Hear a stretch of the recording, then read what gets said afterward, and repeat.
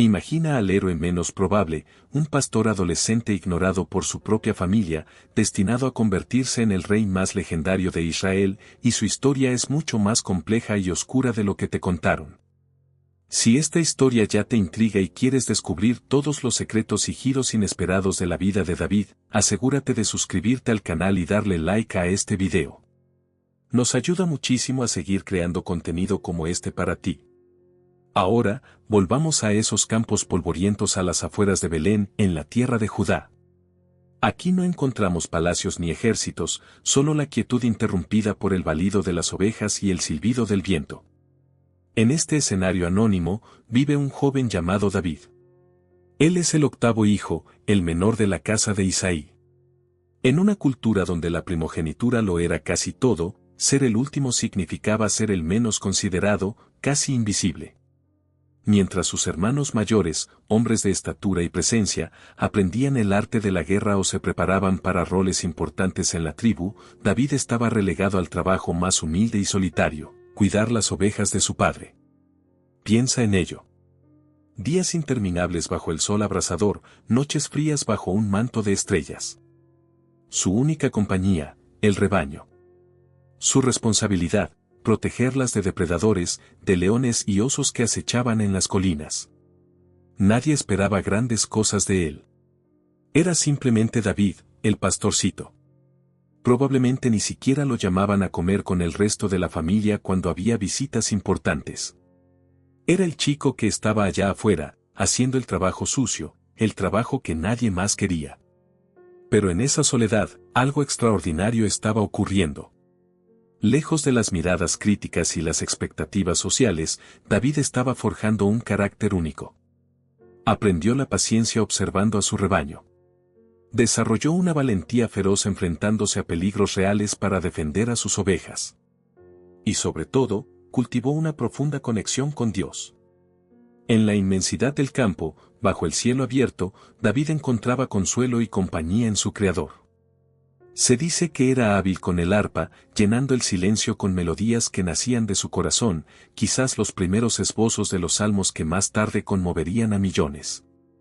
Mientras David vivía esta vida anónima, el ambiente político en Israel era tenso. El rey Saúl, el primer monarca elegido, había caído en desgracia ante los ojos de Dios por su desobediencia. El profeta Samuel, una figura venerada y temida, recibió una instrucción divina que cambiaría el curso de la historia: ir a Belén, a la casa de Isaí, porque allí Dios había elegido al próximo rey.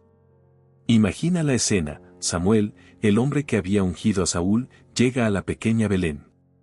El pueblo tiembla, viene en son de paz. Isaí, honrado pero nervioso, presenta a sus hijos ante el profeta. Uno por uno, los hermanos mayores desfilan ante Samuel. Eliab, el primogénito, alto y apuesto, impresiona al profeta. Seguramente este es el ungido del Señor, piensa Samuel.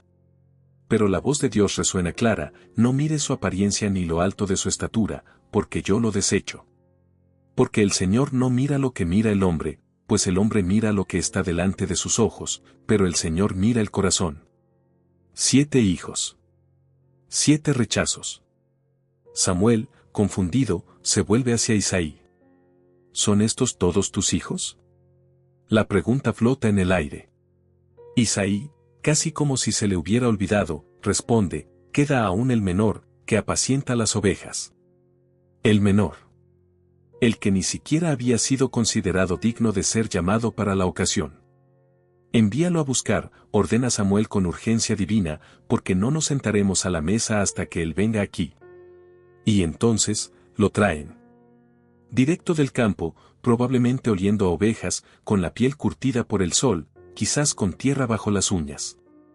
David, el joven de hermosos ojos y buen parecer, aunque no con la imponente figura de sus hermanos. Pero en cuanto entra, la confirmación divina llega a Samuel: levántate y úngelo, porque este es. Frente a sus asombrados hermanos y a su incrédulo padre, Samuel toma el cuerno de aceite y unge a David. En ese instante, dice la Escritura, el Espíritu del Señor vino sobre David con poder. El pastor olvidado, el hijo ignorado, acaba de ser señalado por Dios para un destino inimaginable. Aún no tiene corona, ni ejército, ni experiencia política. Sigue siendo un pastor. Pero ahora lleva consigo una promesa secreta, un llamado divino que lo separa del resto. Nadie más en esa habitación, quizás ni siquiera el propio David, comprende la magnitud de lo que acaba de suceder. La unción es un acto privado, casi clandestino. David probablemente volvió a sus ovejas ese mismo día, pero algo había cambiado para siempre. El Dios que mira el corazón había visto en ese joven pastor la fe, la valentía y la humildad necesarias para liderar a su pueblo. Este es solo el comienzo. La unción de Samuel es la chispa que enciende la mecha, pero el camino hacia el trono estará lleno de peligros, intrigas y pruebas que desafiarán cada fibra de su ser.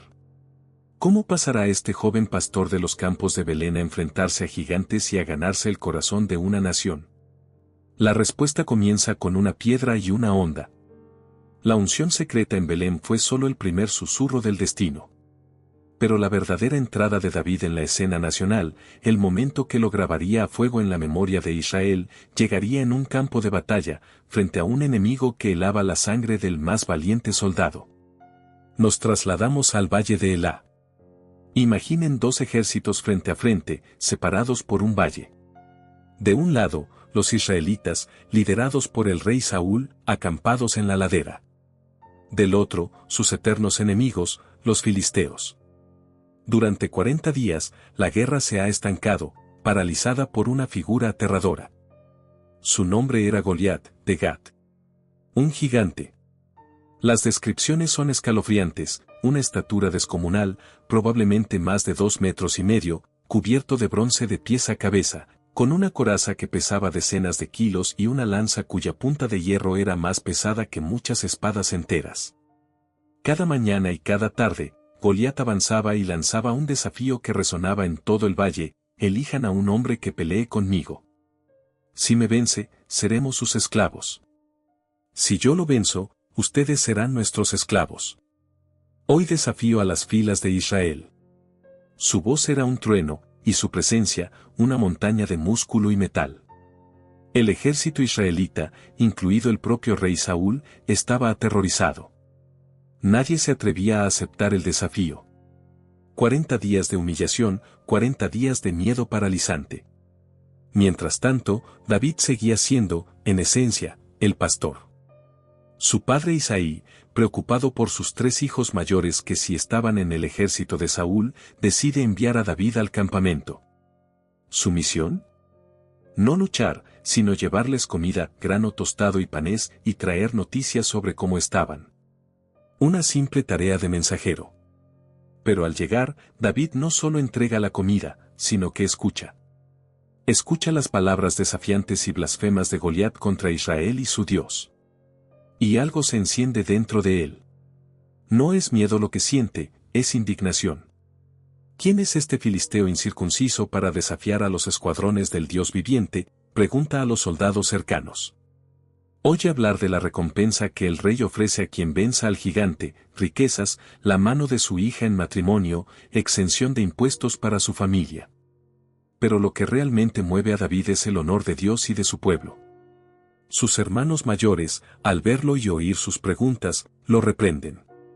¿A qué has venido? ¿Con quién dejaste aquellas pocas ovejas en el desierto? Conozco tu soberbia y la malicia de tu corazón, has venido para ver la batalla. El viejo desdén familiar resurge.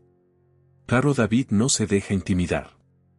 Sigue preguntando, sus palabras llegan a oídos de otros, y finalmente, alguien lo lleva ante el rey Saúl.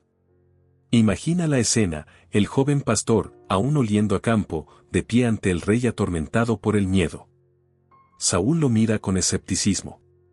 No podrás tú ir contra aquel filisteo, para pelear con él, porque tú eres muchacho, y él un hombre de guerra desde su juventud. Es la voz de la lógica, de la experiencia militar. Pero David tiene otra clase de experiencia. Tu siervo era pastor de las ovejas de su padre, responde David con calma pero con firmeza. Y cuando venía un león, o un oso, y tomaba algún cordero de la manada, salía yo tras él, y lo hería, y lo libraba de su boca, y si se levantaba contra mí, yo le echaba mano de la quijada, y lo hería y lo mataba. Fuese león, fuese oso, tu siervo lo mataba, y este filisteo incircunciso será como uno de ellos, porque ha provocado a los escuadrones del Dios viviente. Y añade la clave de su confianza: el Señor, que me ha librado de las garras del león y de las garras del oso, Él también me librará de la mano de este filisteo. La fe de David es tan palpable, tan audaz, que convence al desesperado Saúl. Ve, y que el Señor esté contigo, dice el rey. Entonces, Saúl intenta vestir a David con su propia armadura, un casco de bronce, una coraza. Pero David apenas puede moverse con ella. Nunca la ha usado. No es su estilo. Se la quita. No puedo andar con esto, porque nunca lo practiqué. Su elección de armas desconcierta a todos. No toma espada ni lanza.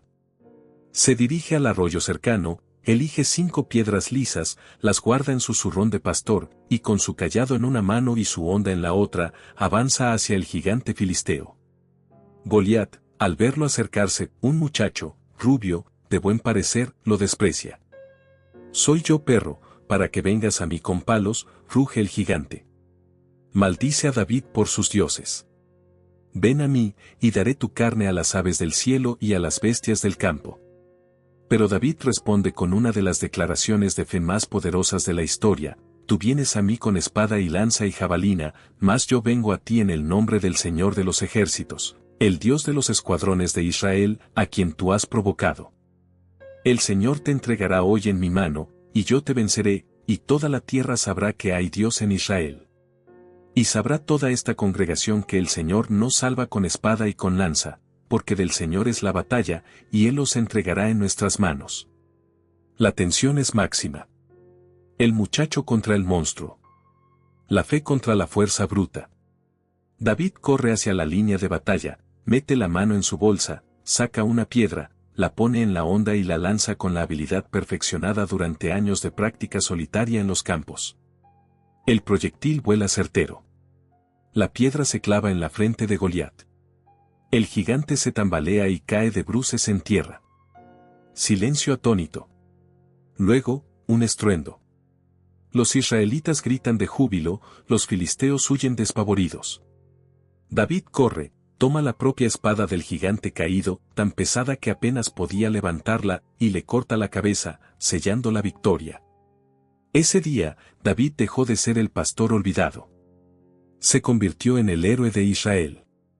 La victoria no fue solo militar, fue un símbolo poderoso. La fe en Dios puede derribar cualquier gigante, cualquier obstáculo aparentemente insuperable. La fama de David explotó. Las mujeres de Israel saldrían a cantar: «Saúl hirió a sus miles, y David a sus 10.000». Esta victoria lo catapultó directamente al círculo íntimo del rey Saúl. Le ganó la admiración del pueblo y la amistad incondicional del hijo del rey, Jonatán. Pero esa misma popularidad encendería una llama peligrosa en el corazón del monarca: los celos. El escenario estaba listo para un nuevo tipo de batalla, una que se libraría no en el campo abierto, sino en los pasillos sombríos del palacio real.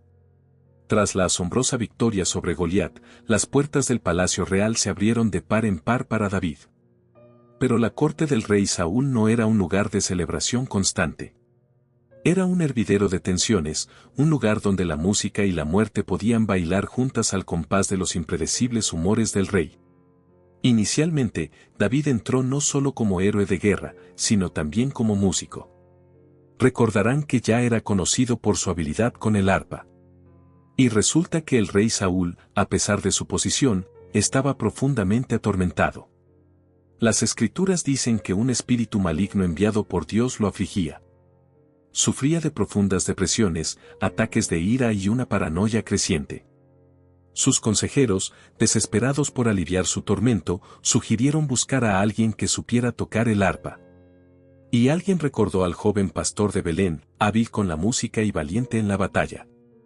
Así, David se encontró con una doble función en la corte: era el escudero personal del rey y su terapeuta musical. Imaginen la escena: el gran rey Saúl, sumido en la oscuridad de su ánimo, y el joven David, arrancando melodías tranquilizadoras de su arpa. Cuando la música fluía, el espíritu atormentador se apartaba, y Saúl encontraba un respiro temporal. David ganó el favor inicial del rey, quien llegó a tenerle gran afecto en esos primeros momentos. Pero el eco de la victoria en el valle de Elán no se apagaba. Las canciones populares que celebraban a David resonaban por todo Israel. Saúl hirió a sus miles, y David a sus 10.000. 10.000. Esa comparación fue como veneno en los oídos de Saúl. La admiración que el pueblo sentía por David se convirtió en una fuente de profunda envidia y sospecha para el rey. ¿Cómo podía este apenedizo, este simple pastor, eclipsar al ungido de Dios, al propio rey? Saúl empezó a ver a David no como un activo, sino como una amenaza directa a su trono. La paranoia, alimentada por el espíritu que lo atormentaba, comenzó a retorcer su percepción. El favor real se volvió volátil, peligroso. La misma mano que sostenía el cetro ahora empuñaba una lanza con intenciones asesinas. En más de una ocasión, mientras David tocaba el arpa para calmar al rey, Saúl, en un súbito arrebato de furia y celos, le arrojó su lanza, intentando clavarlo en la pared.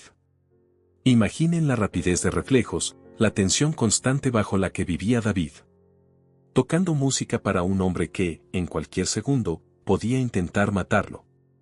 Milagrosamente, David esquivó la lanza, no una, sino 2 veces.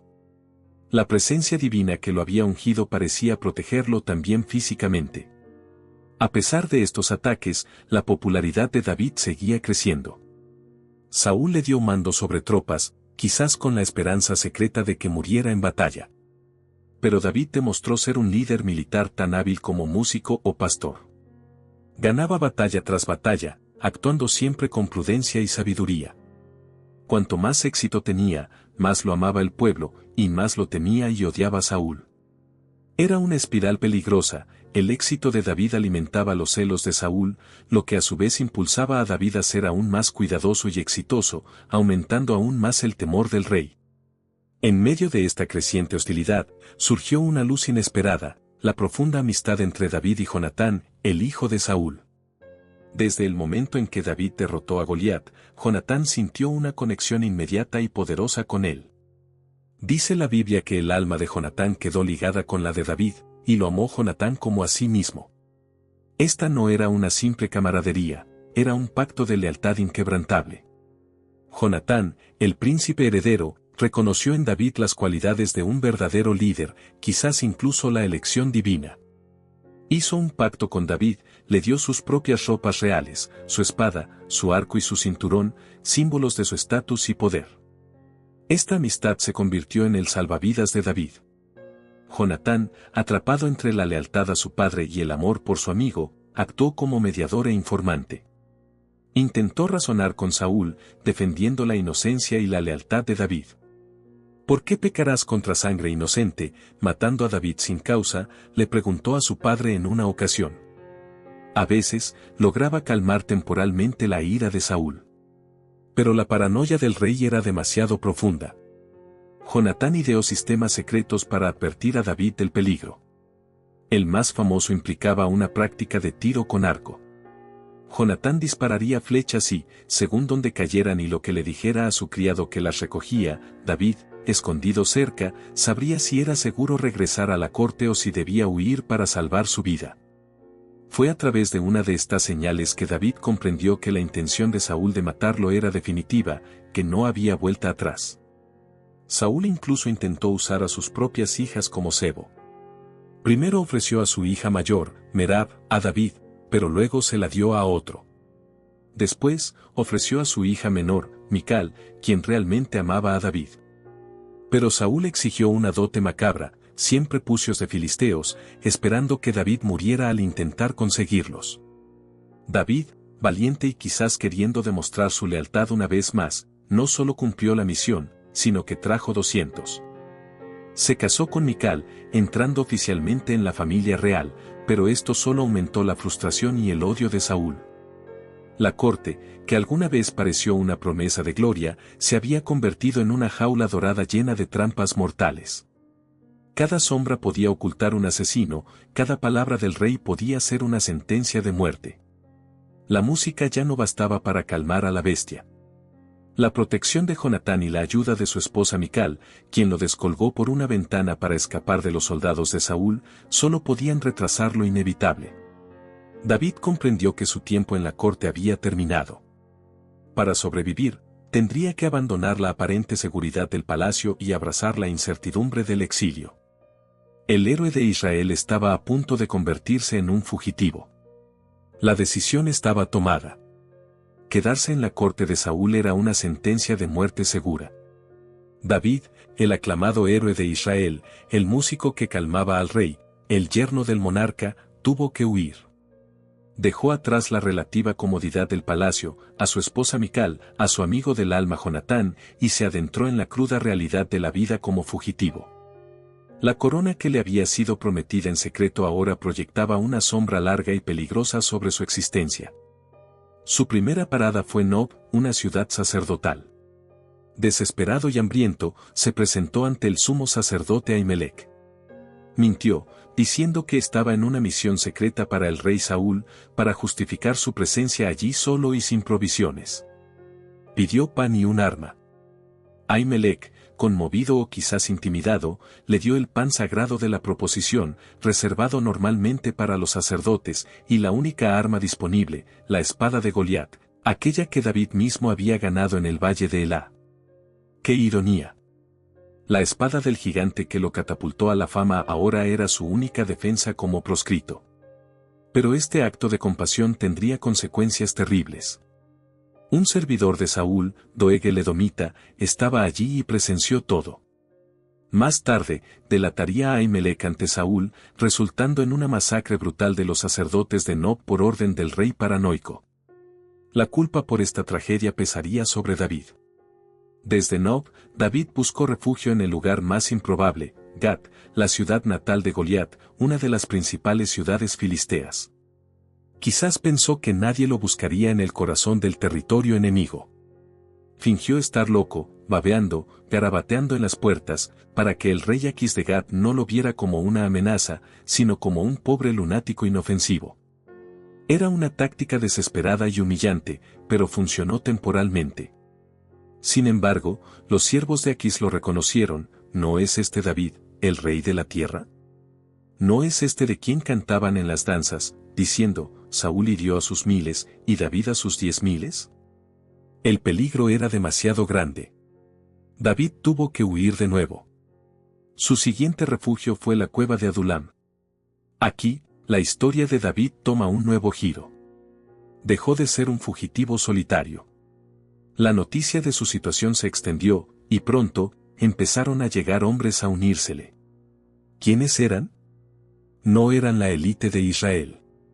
La Biblia los describe de forma cruda, todos los afligidos, y todo el que estaba endeudado, y todos los que se hallaban en amargura de espíritu. Eran los marginados, los desesperados, los descontentos con el reinado de Saúl. Un grupo heterogéneo de unos 400 hombres que vieron en David una esperanza, un líder alternativo. David, el fugitivo, se convirtió en el capitán de una banda de proscritos. Llevó a sus padres a Moab para ponerlos a salvo, mostrando que, incluso en la huida, se preocupaba por su familia. La vida en el desierto era dura. Se movían constantemente de un lugar a otro, bosques, cuevas, fortalezas naturales en las regiones áridas de Judá, como el desierto de Sif y el desierto de Maón. Vivían al día, dependiendo de la caza, la recolección y, a veces, de la protección que ofrecían a los terratenientes locales a cambio de provisiones, como en el caso de Nabal, un hombre rico pero insensato que se negó a ayudarles y casi provoca una masacre, evitada solo por la intervención de su sabia esposa, Abigail. Pero la sombra de Saúl los perseguía implacablemente. El rey, obsesionado con eliminar a David, movilizaba a su ejército, miles de soldados, para cazar a esta pequeña banda de fugitivos.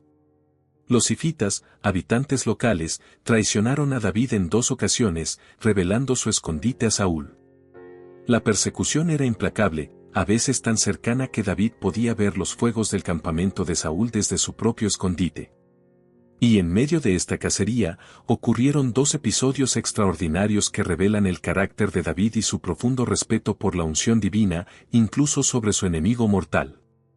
En una ocasión, en el desierto de Engadi, Saúl entró solo en la misma cueva donde David y sus hombres estaban escondidos, para cubrir sus necesidades. Los hombres de David lo instaron: mira, este es el día del que te dijo el Señor, he aquí que entrego a tu enemigo en tu mano, y harás con él como bien te pareciere. La oportunidad era perfecta. Saúl era vulnerable, indefenso.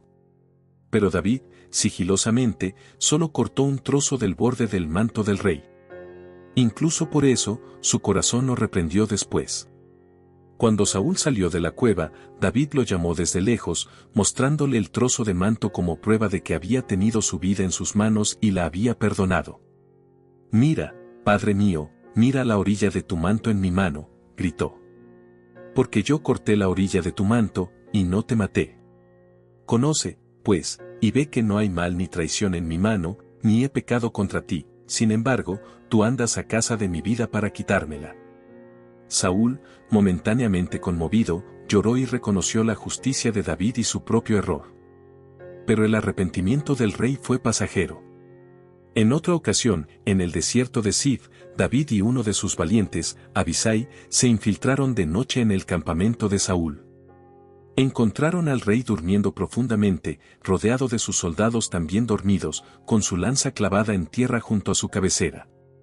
Abisai, ansioso, le susurró a David: Dios ha entregado hoy a tu enemigo en tu mano, ahora, pues, déjame que le hiera con la lanza, y lo clavaré en la tierra de un golpe, y no le daré segundo. Era la segunda oportunidad de oro. Pero David se negó rotundamente. ¿Quién extenderá su mano contra el ungido del Señor, y será inocente?, respondió. Vive el Señor, que si el Señor no lo hiriere, o su día llegue para que muera, o descendiendo en batalla perezca, guárdeme el Señor de extender mi mano contra el ungido del Señor. En lugar de matar a Saúl, tomaron su lanza y su jarra de agua como prueba de su incursión. De nuevo, desde una distancia segura, David confrontó a Abner, el comandante de Saúl, y luego al propio rey, demostrando su misericordia y su respeto por la posición sagrada del monarca, aunque Saúl lo persiguiera injustamente. Estos años como fugitivo fueron una prueba de fuego. Forjaron su liderazgo, probaron su fe y solidificaron la lealtad de los hombres que lo seguían. Aprendió a depender de Dios en las circunstancias más extremas, a tomar decisiones estratégicas bajo presión y a mostrar misericordia incluso cuando la venganza parecía justificada. Pero la constante amenaza lo desgastaba. Llegó a pensar: al fin seré muerto algún día por la mano de Saúl, nada, por tanto, me será mejor que fugarme a la tierra de los filisteos. Una decisión arriesgada, pero que lo llevaría a un nuevo y sorprendente capítulo de su exilio. Huir constantemente, esconderse en cuevas, depender de la traición o la lealtad de extraños, la vida como fugitivo bajo la implacable persecución de Saúl estaba llevando a David al límite. En un momento de agotamiento y quizás de duda estratégica, tomó una decisión que a primera vista parece desconcertante, incluso peligrosa: buscar refugio, una vez más, entre sus enemigos jurados, los filisteos. Ya lo había intentado una vez en Gat, fingiendo locura, pero esta vez sería diferente. No llegaría como un loco indefenso, sino como un guerrero experimentado con un séquito considerable de 600 hombres leales y sus familias. Volvió a Gat, presentándose ante el mismo rey Aquis al que antes había engañado. Esta vez, David jugó una carta diferente. Se ofreció a sí mismo y a sus hombres como vasallos, como mercenarios al servicio del rey filisteo. Para Aquis, esto era una oportunidad de oro. Tener al famoso guerrero israelita, ahora enemistado con su propio rey, luchando para él, debilitaría a Israel desde dentro. Era una jugada maestra de geopolítica, o eso parecía. Aquis, confiando en que David se había vuelto aborrecible a su pueblo Israel, lo aceptó. Para evitar las tensiones y las miradas sospechosas en la capital filistea de Gat, David le pidió a Aquis un lugar propio para él y sus hombres. Aquis le concedió la ciudad de Ziklag, ubicada en la frontera sur, en el Negev. Esta se convirtió en la base de operaciones de David durante 1 año y 4 meses. Desde aquí, David se encontró caminando sobre una cuerda floja diplomática y moral muy peligrosa. Tenía que mantener la confianza del rey Aquis, haciéndole creer que luchaba contra Israel, mientras secretamente seguía siendo leal a su propio pueblo y a su destino como futuro rey. ¿Cómo lo hizo? Con una estrategia astuta y brutal. David y sus hombres realizaban incursiones militares, pero no contra Judá o Israel, como le hacía creer a Aquis. En lugar de eso, atacaban a los jesuritas, gesritas y amalecitas, tribus enemigas de Israel desde hacía mucho tiempo, que habitaban en las regiones desérticas del sur. Eran los mismos pueblos que a menudo realizaban pillajes contra las aldeas de Judá. Así, David protegía indirectamente a su propia gente mientras acumulaba botín para mantener a sus hombres y aparentaba servir a los intereses filisteos. Su táctica era despiadada, no dejaba a nadie con vida en las aldeas que atacaba, ni hombre ni mujer. ¿Por qué? Para que no quedaran testigos que pudieran ir a Gat y contarle a Aquis la verdad sobre a quien estaba atacando realmente David. Cuando Aquis le preguntaba dónde había incursionado ese día, David respondía vagamente, contra el Negev de Judá, o contra el Negev de Jerameel, o contra el Negev de los Eneos. Aquis, creyendo que David estaba atacando a su propio pueblo y volviéndose cada vez más odiado por ellos, confiaba plenamente en él. Se ha hecho abominable a su pueblo de Israel, pensaba Aquis, y será, por tanto, mi siervo para siempre. David estaba jugando un juego muy arriesgado, manteniendo una fachada de traición para sobrevivir y, a su manera, seguir sirviendo a los intereses de Israel. Este periodo en Ziklag fue crucial. Le dio a David un respiro de la persecución directa de Saúl. Le permitió consolidar su banda de seguidores, convirtiéndola en una fuerza de combate disciplinada y experimentada. Aprendió sobre la organización militar y política filistea desde dentro. Y aunque moralmente ambiguo, demostró su habilidad para la estrategia y el engaño en un entorno hostil. Sin embargo, esta doble vida casi lo lleva a una catástrofe. Los filisteos decidieron reunir todas sus fuerzas para una gran batalla contra Israel. Y el rey Aquis, confiando plenamente en David, le dijo, «Ten entendido que has de salir conmigo a campaña, tú y tus hombres». Imagina la situación. David, el futuro rey de Israel, estaba a punto de ser obligado a marchar a la batalla junto a los filisteos contra su propio pueblo, contra el ejército donde aún servía su amigo Jonatán, y contra el rey Saúl, el ungido del Señor a quien se había negado a dañar. Era un dilema imposible. Pero justo cuando parecía que no había salida, intervinieron los otros príncipes filisteos. Al ver a David y sus hombres marchando con las tropas de Aquis, se alarmaron. «¿Qué hacen aquí estos hebreos?», preguntaron con desconfianza. «¿No es este David, de quien cantaban, Saúl hirió a sus 1000 y David a sus 10,000? ¿No se volverá contra nosotros en medio de la batalla?». Temían que David los traicionara en el momento crucial para congraciarse de nuevo con Saúl. A pesar de las protestas de Aquis, quien defendía la lealtad de David, los príncipes filisteos exigieron que David y sus hombres fueran despedidos y regresaran a Ziklag. Fue una intervención providencial, casi divina. David, manteniendo su fachada hasta el final, fingió estar ofendido. «¿Qué he hecho? ¿Qué has hallado en tu siervo, para que yo no vaya y pelee contra los enemigos de mi señor el rey?» Pero en su interior, debió sentir un alivio inmenso. Fue liberado de la obligación de luchar contra Israel. Regresó con sus hombres a Ziklag, escapando por poco de una situación que podría haber manchado su reputación y su futuro para siempre. Pero al regresar a Ziklag, se encontraron con una escena devastadora. Mientras estaban ausentes, los amalecitas, los mismos a los que David había estado atacando, habían hecho una incursión de venganza. Quemaron la ciudad y se llevaron cautivas a todas las mujeres y niños, incluidas las 2 esposas de David, Ahinoam y Abigail. Los hombres de David, agotados y ahora desesperados, lloraron hasta quedar sin fuerzas, e incluso hablaron de apedrear a David, culpándolo por la tragedia. En este momento de crisis absoluta, David encontró fuerzas consultando a Dios. La respuesta fue clara: persíguelos, que de cierto los alcanzarás, y librarás a los cautivos. David y sus hombres, aunque exhaustos, emprendieron una persecución implacable. Encontraron a un esclavo egipcio abandonado por los amalecitas, quien los guió hasta el campamento enemigo. Los encontraron celebrando, descuidados. David y sus hombres los atacaron sorpresivamente y lucharon desde el crepúsculo hasta la tarde del día siguiente. Recuperaron todo el botín y, lo más importante, rescataron a todas las familias, sin que faltara nadie. Esta victoria en Ziklag fue un punto de inflexión.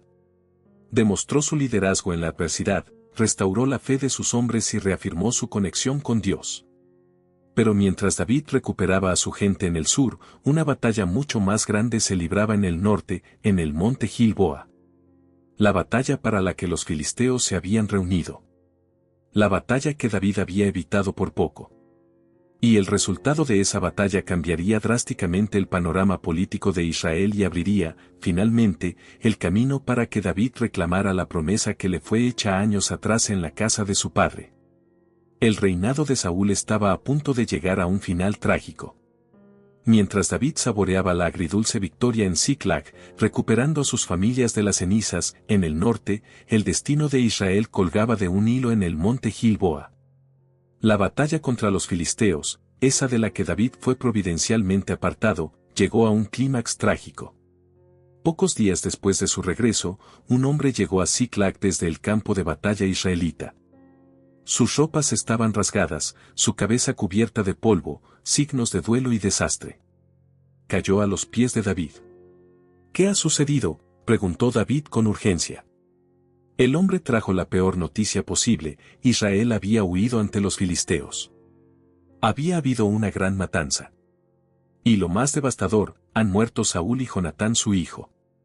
El mensajero, un amalecita, incluso afirmó haber dado el golpe de gracia a un Saúl herido y desesperado, trayendo la corona y el brazalete del rey como prueba, esperando quizás una recompensa por eliminar al rival de David. Pero la reacción de David no fue de júbilo ni de alivio. Fue de profundo y genuino dolor. Rasgó sus vestiduras, y él y todos los hombres que estaban con él ayunaron y lloraron hasta la noche. Lloraron por Saúl, el rey ungido que lo había perseguido, pero también el primer rey de Israel. Lloraron por Jonatán, su amigo más querido, su hermano de pacto. Y lloraron por el pueblo del Señor, por la casa de Israel, que había caído a espada. David compuso entonces una de las elegías más hermosas y conmovedoras jamás escritas, el Lamento del Arco, registrada en el libro de Yasé. La gloria de Israel ha perecido sobre tus alturas. Como han caído los valientes, clamaba. Exaltó la valentía de Saúl y Jonatán, su amor mutuo, su destreza en la batalla. Y sobre Jonatán, dijo con el corazón roto: angustia tengo por ti, hermano mío Jonatán, que me fuiste muy dulce. Más maravilloso me fue tu amor que el amor de las mujeres. Como han caído los valientes, y perecieron las armas de guerra. No había ni una pizca de triunfo en su dolor, solo pérdida y respeto. Y a la amalecita que se jactó de haber matado al ungido del Señor, David ordenó ejecutarlo. No recompensaría un acto de regicidio, ni siquiera contra su perseguidor. Con Saúl y Jonatán muertos, el camino al trono parecía abierto. Pero David no se precipitó. Consultó a Dios: ¿subiré a alguna de las ciudades de Judá? La respuesta fue sí. ¿A cuál subiré? A Hebrón, fue la indicación divina. Obediente, David guió a sus hombres, sus familias y todo lo que poseían a Hebrón, una ciudad antigua y significativa en el corazón de la tribu de Judá, su propia tribu. Allí, en Hebrón, los hombres de Judá vinieron y lo ungieron rey. Pero atención, lo ungieron rey sobre la casa de Judá. No sobre todo Israel. Era un comienzo, un cumplimiento parcial de la promesa. David tenía ahora un trono, una capital, pero su reino estaba fracturado. Mientras David establecía su reinado en el sur, en el norte ocurría algo más. Abner, el poderoso y leal general de Saúl, primo del difunto rey, no estaba dispuesto a ceder el poder a David. Tomó a Is-Boset, el único hijo sobreviviente de Saúl, cuyo nombre significa hombre de vergüenza, quizás un apodo posterior, lo llevó a Mahanaim, al otro lado del Jordán, y lo proclamó rey sobre Galaad, sobre Aser, sobre Jezreel, sobre Efraín, sobre Benjamín, en resumen, sobre todo Israel, excepto Judá. Así comenzó un periodo tenso y doloroso, la casa de Saúl contra la casa de David. Dos reyes, dos capitales, una nación dividida. Lo que siguió fue lo que la Biblia llama una larga guerra entre ambas facciones.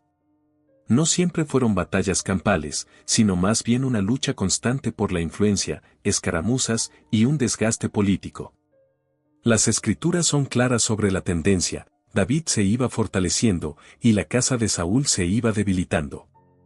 La tensión entre los dos bandos se personificó en sus generales. Joab, el sobrino de David, un guerrero feroz y a veces despiadado, lideraba las fuerzas de David. Abner, el veterano experimentado, comandaba las de Esbazed.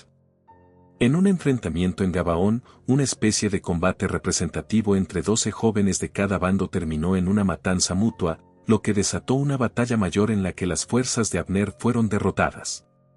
Durante la persecución, Asael, el hermano menor de Joab, famoso por su velocidad, persiguió a Abner. Abner le advirtió que desistiera, pero Asael no hizo caso, y Abner, en defensa propia, lo mató. Esta muerte crearía una enemistad de sangre entre Joab y Abner que tendría graves consecuencias. El punto de quiebre llegó cuando Esbazed, mostrando una sorprendente falta de juicio, acusó a Abner de haberse acostado con una concubina de su padre Saúl, Rispa. Este era un acto que podía interpretarse como una usurpación de derechos reales. Abner, el verdadero poder detrás del débil trono de Esbazed, se enfureció por la acusación y el desagradecimiento. «Soy yo cabeza de perro que pertenece a Judá», respondió indignado. Y en ese momento, tomó una decisión trascendental: abandonaría la causa perdida de la casa de Saúl y usaría toda su influencia para unificar a todo Israel bajo el reinado de David. Abner envió mensajeros a David en Hebrón: «Haz pacto conmigo, y he aquí que mi mano estará contigo para volver a ti todo Israel». David aceptó, pero puso una condición clave: «No verás mi rostro si no traes primero a Mical, la hija de Saúl, cuando vengas a verme». Mical, su primera esposa, le había sido quitada por Saúl y dada a otro hombre. Su regreso era simbólicamente importante, reafirmando su conexión con la casa real anterior. Abner cumplió, Mical fue devuelta a David, y Abner comenzó a negociar con los ancianos de las tribus del norte, convenciéndolos de aceptar a David, recordándoles que él era el elegido por Dios para salvarlos de los filisteos. Abner llegó a Hebrón y fue recibido con honores por David. Celebraron un banquete, sellando el acuerdo que finalmente uniría al reino. Parecía que la guerra civil terminaría pacíficamente. Pero Joab, el general de David, regresaba justo entonces de una incursión militar. Al enterarse de que Abner había estado allí y se había ido en paz, se enfureció. Ignorando las intenciones de David, y motivado tanto por la venganza por la muerte de su hermano Asael como por el temor de que Abner se convirtiera en su rival por el favor de David, Joab envió mensajeros para hacer volver a Abner a Hebrón con engaños. Cuando Abner regresó a la puerta de la ciudad, Joab lo llevó aparte como para hablar en privado y lo apuñaló fatalmente en el vientre. La noticia golpeó a David como un rayo. El acuerdo de paz cuidadosamente construido se había hecho añicos por la venganza personal de su propio general. David maldijo a Joab públicamente y organizó un funeral de estado para Abner, llorando amargamente sobre su tumba. Como cayó Abner como cae un necio, lamentó, dejando claro a todo el pueblo que él no había tenido parte en ese asesinato traicionero. Aunque condenó a Joab, no tuvo el poder o la voluntad política en ese momento para castigarlo más severamente, una decisión que tendría repercusiones más adelante. Poco después, la casa de Saúl sufrió el golpe final. Cuando Esbazed se enteró de la muerte de Abner, perdió todo el ánimo. Dos de sus propios capitanes, Baana y Recab, buscando el favor de David, entraron en su casa mientras dormía la siesta, lo asesinaron, le cortaron la cabeza y se la llevaron a David en Hebrón, esperando una recompensa. La respuesta de David fue la misma que con el amalecita que afirmó haber matado a Saúl: horror y justicia. ¿Cuánto más a los hombres malos que mataron a un hombre justo en su casa, y sobre su cama? Ahora, pues, ¿no he de demandar yo su sangre de vuestras manos, y quitaros de la tierra? Ordenó ejecutar a los asesinos inmediatamente. Con la muerte de Abner y de Esbazed, ya no quedaba ningún obstáculo significativo. Las tribus del norte, viendo la fuerza, la justicia y quizás la mano del destino en David, estaban listas para unirse a él. El tiempo en Hebrón, marcado por la división, la guerra civil y la intriga, estaba llegando a su fin. La promesa de un reino unido bajo un solo rey estaba a punto de cumplirse. El camino había sido largo y sangriento, desde los campos de Belén hasta el trono dividido de Hebrón. 7 años y medio reinó David solo sobre Judá, un periodo de consolidación, espera y guerra civil intermitente. Pero ahora, con la trágica desaparición de los últimos vestigios de la casa de Saúl, los líderes de todas las tribus de Israel miraron hacia el sur, hacia Hebrón, hacia el hombre que una vez mató a su gigante y que ahora representaba su mejor esperanza para el futuro. Los ancianos de todas las tribus de Israel viajaron a Hebrón. Se pararon ante David y le dijeron palabras que debieron resonar profundamente en su alma: hueso tuyo y carne tuya somos. Y aún antes de ahora, cuando Saúl reinaba sobre nosotros, tú eras quien sacabas a Israel a la guerra, y lo volvías a traer. Además, el Señor te ha dicho: tú apacentarás a mi pueblo Israel, y tú serás príncipe sobre Israel. Reconocieron su liderazgo pasado, su conexión de sangre y, lo más importante, el llamado divino sobre su vida. Allí mismo, en Hebrón, David hizo un pacto con ellos delante del Señor, y lo ungieron rey, esta vez, sobre todo Israel. La nación, finalmente, estaba unida bajo un solo monarca. David tenía 30 años cuando comenzó a reinar, y su reinado total duraría 40 años. Un reino unido necesitaba una capital unificada, una ciudad que no perteneciera exclusivamente a ninguna tribu, un centro neurálgico para la política y la fe. David puso sus ojos en una fortaleza estratégica ubicada en la frontera entre Judá y Benjamín, Jebús, una ciudad que los israelitas nunca habían logrado conquistar por completo, todavía en manos de los jebuseos. Los habitantes de Jebús se burlaron de David, confiados en la inexpugnabilidad de sus murallas. No entrarás acá, pues aún los ciegos y los cojos te echarán, le dijeron con desprecio, creyendo que su fortaleza era tan segura que hasta los discapacitados podían defenderla. Pero subestimaron la audacia y la determinación de David y sus hombres. David lanzó un desafío: quien hiera a los jebuseos primero, será cabeza y capitán. Fue Joab, su impetuoso general, quien encontró una ruta de acceso, posiblemente a través de un túnel o canal de agua, el famoso canal, y lideró el asalto sorpresa. La fortaleza cayó. David tomó la ciudadela y la renombró, la ciudad de David. Jerusalén. Este fue un golpe maestro estratégico y simbólico. Estableció su capital en un territorio neutral, conquistado por sus propias fuerzas, y comenzó a fortificarla, convirtiéndola en el corazón de su reino. Con la capital establecida, David sintió que algo fundamental faltaba para consagrarla como el centro espiritual de Israel, la presencia de Dios mismo, simbolizada por el Arca del Pacto. Este cofre sagrado, que contenía las tablas de los 10 mandamientos, había estado en Kiriat Jearim durante años, casi olvidada. David organizó una gran procesión, con 30.000 hombres escogidos de Israel, para traer el arca a Jerusalén con música y regocijo. Pero la primera tentativa terminó en tragedia. Colocaron el arca en un carro nuevo, tirado por bueyes, en lugar de transportarla sobre los hombros de los levitas usando varas, como la ley mosaica especificaba.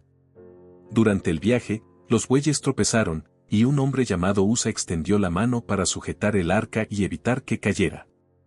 En ese instante, cayó muerto, herido por la ira de Dios por su presunción irreverente ante la santidad del arca.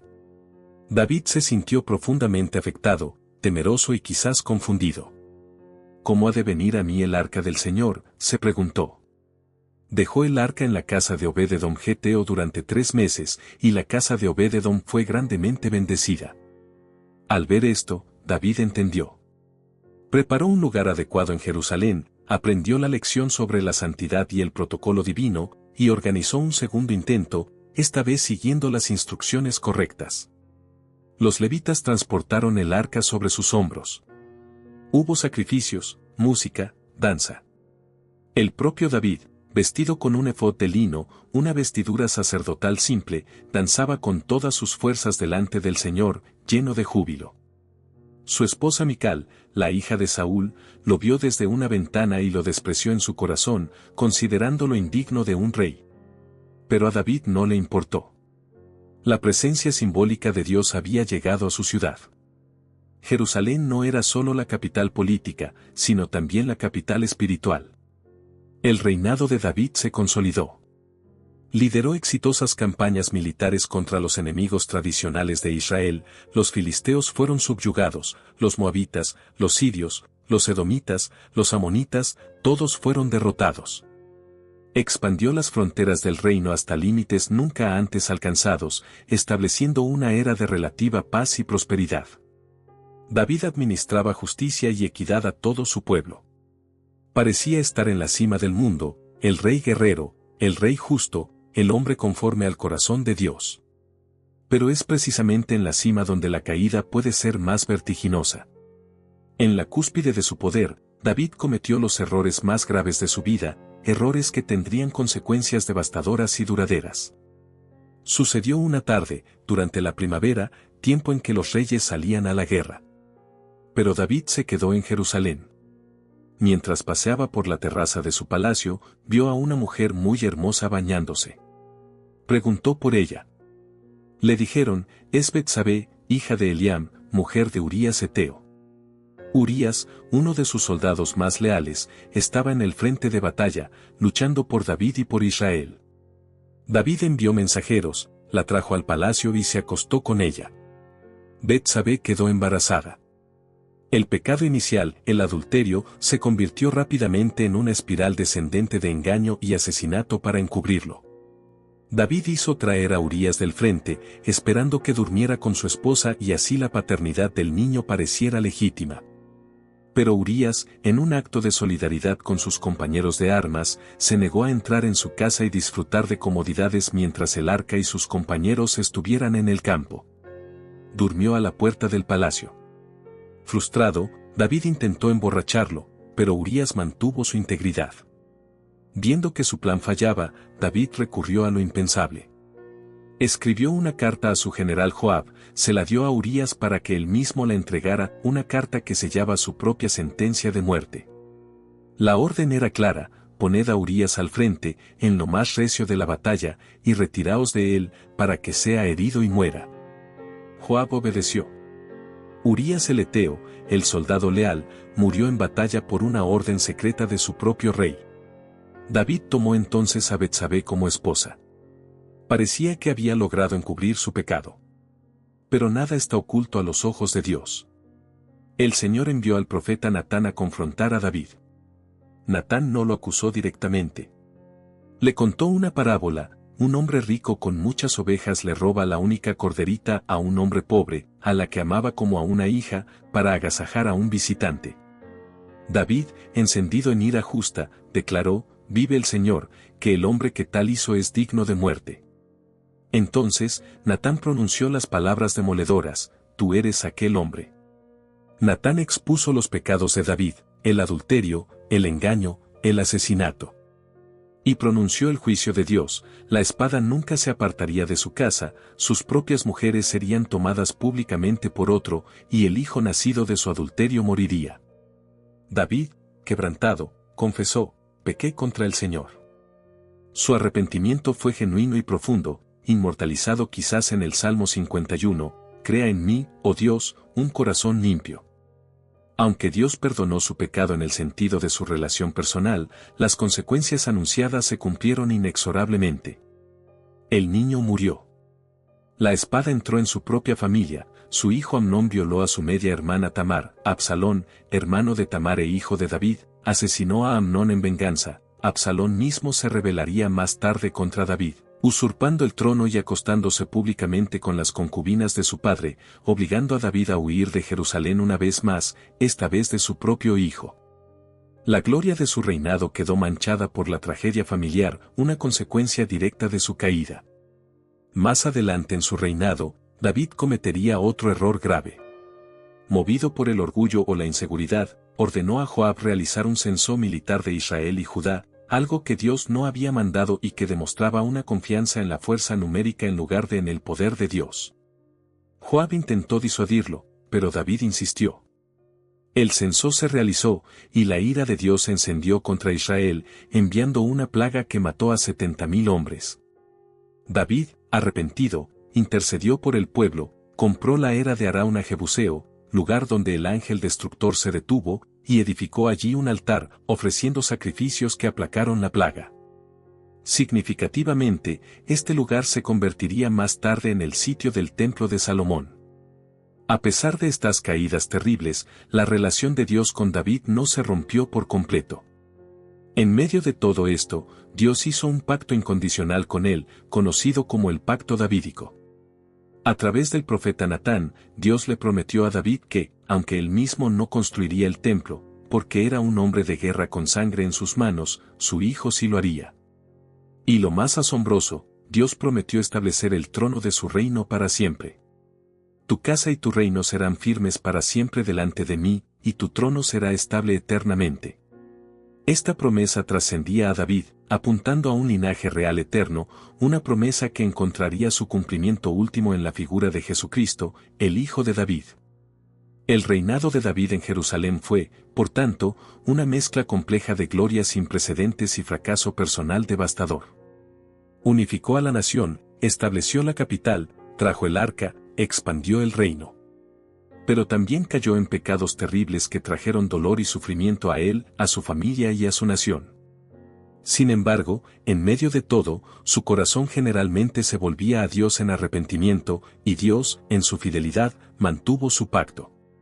La redención era posible, pero las cicatrices de la caída permanecerían. Ahora, acercándose al final de su vida, David tenía una última tarea crucial: asegurar el futuro de ese reino prometido. 40 años. 4 décadas habían pasado desde que el joven pastor fue ungido en secreto en Belén. 40 años de batallas, huidas, intrigas palaciegas, triunfos gloriosos y caídas dolorosas. David, el muchacho que derrotó a un gigante con una honda, el músico que calmó a un rey atormentado, el fugitivo que reunió a los marginados, el rey que unificó a Israel y conquistó Jerusalén, el pecador arrepentido, ahora era un anciano. El fuego de su juventud se había atenuado, su cuerpo estaba debilitado por la edad y las incontables pruebas. El rey David era viejo y avanzado en días, nos dice la Escritura, y le cubrían de ropas, pero no se calentaba. El final de su extraordinaria vida se acercaba. Pero incluso en su vejez, los dramas de la corte no cesaron. La cuestión de la sucesión al trono se volvió crítica. Adonías, otro de los hijos de David, apuesto y ambicioso como Absalón antes que él, decidió que era su momento. Viendo la debilidad de su padre, se autoproclamó rey, reuniendo apoyo de figuras influyentes como el general Joab, quien parecía siempre apostar por el caballo equivocado al final, y el sacerdote Abiatar. Organizó un gran banquete sacrificial, invitando a sus hermanos y a los hombres de Judá, pero significativamente excluyendo a aquellos leales al plan de Dios y de David, el profeta Natán, el sacerdote Sadoc, Benaía, jefe de la guardia personal de David, y, sobre todo, a Salomón, el hijo de David y Betsabé, a quien Dios había designado como sucesor. La noticia de la usurpación de Adonías llegó rápidamente a oídos de Natán y Betsabé. Actuaron con rapidez. Betsabé fue ante el anciano rey David, le recordó la promesa que le había hecho de que su hijo Salomón reinaría después de él, y le informó de la rebelión de Adonías. Mientras ella hablaba, Natán entró y confirmó la noticia. David, aunque débil físicamente, mostró una última chispa de su autoridad real y su determinación por cumplir la voluntad de Dios. Reunió sus últimas fuerzas y dio órdenes claras: llamadme al sacerdote Sadoc, al profeta Natán y a Benaía hijo de Joiada. Haced montar a mi hijo Salomón en mi mula, y llevadlo a Gión, y allí lo ungirán Sadoc el sacerdote y Natán el profeta como rey sobre Israel, y tocaréis trompeta, diciendo: ¡Viva el rey Salomón! La ceremonia se llevó a cabo con rapidez y decisión. Mientras Adonías y sus invitados aún celebraban, el sonido de las trompetas y el clamor del pueblo, ¡viva el rey Salomón!, resonaron desde Gión. La noticia llegó al banquete de Adonías, sembrando el pánico. Su intento de golpe de estado se desmoronó instantáneamente. Todos sus seguidores lo abandonaron, temiendo la ira del nuevo rey ungido. Adonías mismo corrió a refugiarse, agarrándose de los cuernos del altar, buscando clemencia. Salomón, en un acto inicial de generosidad, le perdonó la vida, con la condición de que se comportara lealmente. La sucesión estaba asegurada. Con el futuro del reino en manos de Salomón, David se preparó para morir. Llamó a su hijo y le dio sus últimas instrucciones, su testamento político y espiritual. Le instó a ser fuerte, a ser hombre, y a guardar los mandamientos del Señor su Dios, andando en sus caminos para que prosperara en todo lo que hiciera, recordando la promesa del pacto davídico. Pero también le dio instrucciones más terrenales y duras, le recordó la sangre derramada por Joab, el asesinato de Abner y Amasa, otro general, y la maldición de Simei, un hombre que lo maldijo durante la rebelión de Absalón, encargando a Salomón que usara su sabiduría para asegurar que estos hombres no murieran en paz, saldando cuentas pendientes que David mismo no había resuelto. Por otro lado, le pidió mostrar bondad a los hijos de Barzilai Galaadita, quien lo había ayudado durante su huida de Absalón. Eran las últimas palabras de un rey complejo, mezclando piedad con política, asegurando la estabilidad del reino incluso más allá de su propia vida. Aunque Dios no le permitió construir el templo por ser un hombre de guerra, David dedicó sus últimos años y una inmensa cantidad de sus recursos a preparar todo para su construcción. Reunió oro, plata, bronce, hierro, madera, piedras preciosas y planos detallados, todo para que Salomón pudiera llevar a cabo la gran obra de edificar una casa para el Señor en Jerusalén. Fue su último gran acto de devoción y planificación para el futuro de Israel. Finalmente, durmió David con sus padres y fue sepultado en su ciudad. Murió a una edad avanzada, probablemente alrededor de los 70 años, dejando tras de sí un legado inmenso y polifacético. ¿Cuál es, entonces, el verdadero legado de David? Fue el unificador de Israel, transformando una confederación tribal laxa en una nación fuerte y cohesionada con una capital central. Fue un genio militar que expandió las fronteras y aseguró el reino contra sus enemigos. Fue el dulce cantor de Israel, autor de muchos de los salmos que han consolado, inspirado y dado voz a la fe de millones a lo largo de los siglos, poemas que reflejan toda la gama de la experiencia humana, alegría, duda, miedo, arrepentimiento, alabanza. Fue el progenitor de un linaje real al que Dios prometió eternidad, una promesa que se extiende hasta el Mesías. Pero su legado es también el de un hombre profundamente humano, imperfecto. Su historia no oculta sus fallos, su adulterio, su asesinato, su fracaso como padre en ocasiones, su censo orgulloso. No es un santo de vitral. Es real.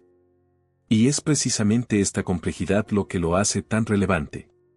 Nos muestra que es posible ser usado poderosamente por Dios a pesar de las debilidades y los pecados, siempre y cuando haya un corazón que busca genuinamente a Dios, que se arrepiente sinceramente y que acepta la gracia.